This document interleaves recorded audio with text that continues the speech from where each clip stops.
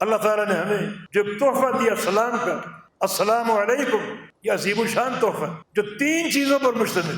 ایک اللہ کے نام کا ذکر، اللہ السلام، اللہ مہاجر بن قنفذ کی حدیث ہے، اللہ کے نبی نے السلام کہا، آپ نے جواب نہیں دیا، پھر آپ نے وضو کیا اور وضو کر کے پھر فرمایا وعلیکم السلام۔ میں نے پوچھا اتنا لیٹ آپ نے جواب کیوں دیا؟ فرمایا کہ طہارت پر نہیں تھا، مجھے وضو کی حاجت تھی، اور سلام اللہ کا نام ہے، میں نے اس بات کی کراہت جانی کہ اللہ کا نام بغیر وضو کے، لہٰذا وضو کر کے سلام کا جواب دیا۔ تو سلام اللہ کا نام مانا اس سلام کو عام کرو گے تو کثرت سے اللہ کا ذکر کرو، اس سلام کو عام کرو تاکہ کثرت سے اللہ کا ذکر ہو۔ دوسرا اس کا معنی یہ ہے کہ آپ نے السلام علیکم کہہ کر اپنے ساتھی پر، دوست پر یا گھر والوں پر سلامتی کی دعا دے دی، اللہ کا ذکر بھی ہو گیا اور سلامتی کی دعا بھی ہو گئی۔ اور تیسرا سلام جو ہے وہ اس بندے کو آپ سے، آپ کے شر سے بے خوف کر دے گا۔ بعض اوقات ایک اجنبی شخص آ رہا ہو، 100 اندیشے ہوتے ہیں، پتہ نہیں کون ہے، دشمن ہے، دوست ہے، کوئی نقصان نہ پہنچا دے، مگر جب السلام علیکم کہے گا وہ اندیشے ختم ہو جائیں اور بندہ محفوظ ہو جائے گا، سلامتی میں آ جائے۔ اس لیے سلام کو عام کرنے کا حکم۔ اور ایک حدیث میں